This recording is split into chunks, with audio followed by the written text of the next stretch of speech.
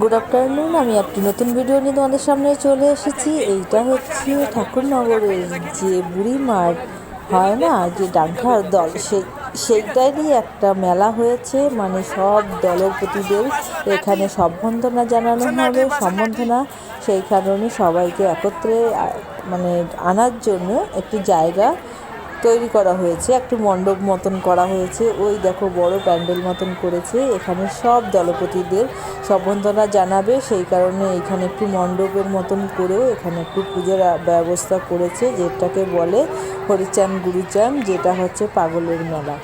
আমিও সেখানে পৌঁছে গেলাম হঠাৎ করে শুনেই দুপুরবেলায়। এই দেখো আমিও রেডি হয়ে চলে গেলাম, কারণ আমি খুব ভালোবাসি আর আমি ঠাকুরনগর প্রত্যেক বছরই যাই দলের সঙ্গে।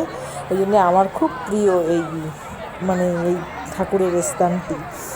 তাই আমিও চলে গেলাম, আর তোমাদের সঙ্গে ভিডিও না শেয়ার করে কি আমি পারি। এই দেখো আমিও ভিডিও শেয়ার করলাম। এখানে অসংখ্য লোকের অ্যারেঞ্জমেন্ট করা হয়েছে আর প্রচুর দল আসছে। তোমাদের আমি দলের ভিডিও আগেই ছেড়ে দিয়েছি, তাই দলের ভিডিও আর আমি নতুন করে কিছুই ছাড়লাম না।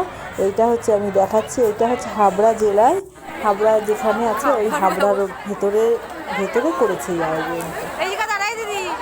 যাই হোক, তারপরে আমরা অনেকক্ষণ থাকার পরে প্রায় সন্ধ্যা লেগে আসবে, তখন দিদি বললো চল প্রসাদ একটু খেয়ে নিই। তারপরে প্রসাদের ওখানে লাইনতে গেলাম। দেখো অজস্র মানুষ প্রসাদ খাচ্ছে।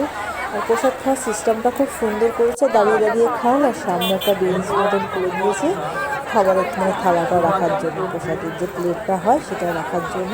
আর খুব সুন্দর ব্যবস্থা করেছে, আর খুব সুন্দর প্রসাদ আমরা প্রসাদ নিয়েছি।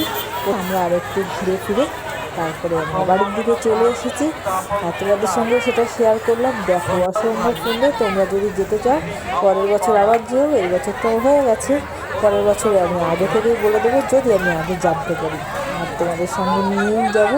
আর কে ঠাকুরনগর যেতে ভালোবাসো আমাকে কিন্তু অবশ্যই কমেন্ট করে জানিও, কারণ আমি প্রত্যেক বছর যাই, তোমাদের নিয়ে যাবো।